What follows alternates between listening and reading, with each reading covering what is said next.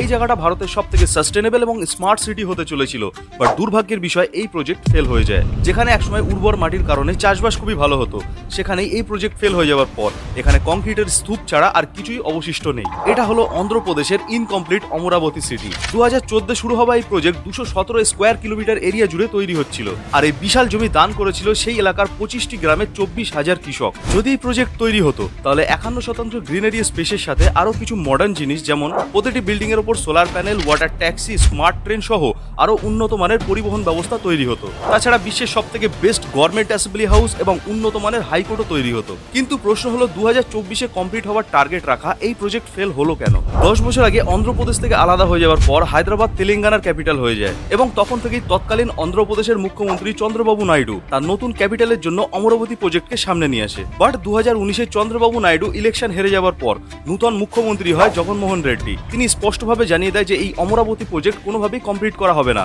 এবং সেই জন্যই শুধুমাত্র একটা সরকার পতনের ফলেই এই বড় প্রজেক্ট ফেল হয়ে যায়। কিন্তু আবার একবার 2024-এ চন্দ্রবাবু নাইডু সরকারে আসার পর সেখানকার মানুষ কিছুটা আশার আলো দেখতে পাচ্ছে। আরো অনেক কিছু জানার জন্য সাবস্ক্রাইব করুন।